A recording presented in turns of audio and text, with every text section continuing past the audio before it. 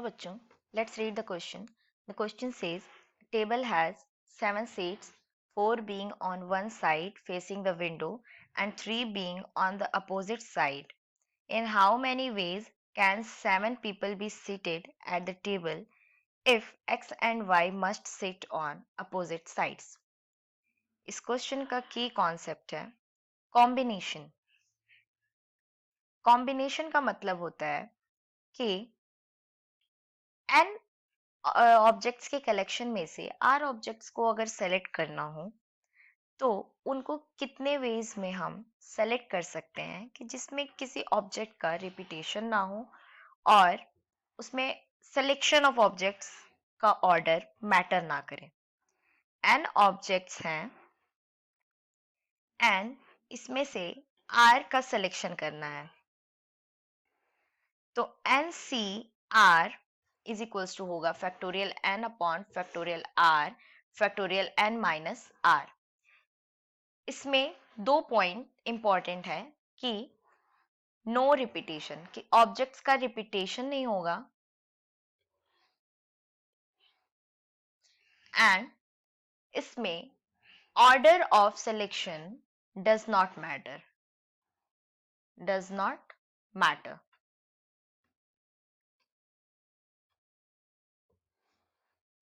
Question के according एक window है एंड विंडो को फेस करने वाले 7 सीट्स हैं, तो मान लेते हैं S1, S2, S3, S4 7 seats हैं एंड अपोजिट साइड में 3 सीट्स हैं S5, S6, S7 इतने सीट्स हैं। अब कह रहा है कि एक्स वाई जो है अपोजिट साइड में बैठे हों तो कितने नंबर ऑफ अरेंजमेंट्स हो सकते हैं, कितने वेज में 7 पीपल को हम बैठा सकते हैं। तो number of ways is equals to क्या हो जाएगा। पहला केस तो ये होगा कि एक्स विंडो साइड बैठा हो, x window side and y other side, and दूसरा केस ये होगा कि एक्स अदर साइड बैठा हो एंड वाई विंडो साइड बैठा हो, विंडो साइड। फाइंड करते हैं, अगर एक्स विंडो साइड बैठा है तो विंडो साइड के लिए हमारे पास 4 सीट्स हैं, 4 में से कोई भी एक सीट सेलेक्ट कर सकता है एक्स, तो हो गया 4C1 and y other side बैठा है तो अदर साइड के 3 सीट्स हैं, 3 में से किसी भी एक सीट पे बैठ सकता है, तो 3C1। अब बचे 5 सीट्स, 5 सीट्स बचे, 5 पीपल बचे, तो 5 पीपल्स का अरेंजमेंट फैक्टोरियल 5 हो सकता है। प्लस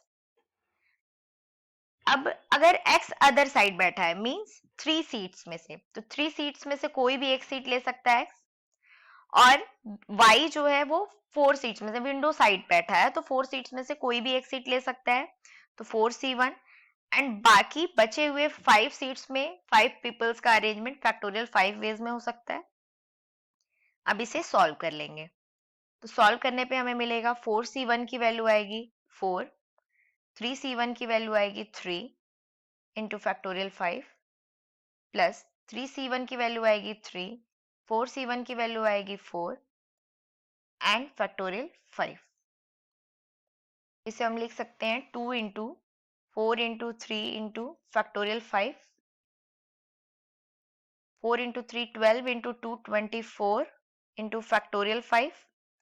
फैक्टोरियल 5 को सॉल्व करेंगे तो 24 into 5 into 4 into 3 into 2 into 1, factorial 5 की वैल्यू आ जाएगी 120, 24 इंटू 120 इज इक्वल्स टू, इसका मल्टीप्लाई करेंगे तो ये आ जाएगा 2880। So there are total 2880 ways. This is the final answer. Hope you understood it well. Thank you.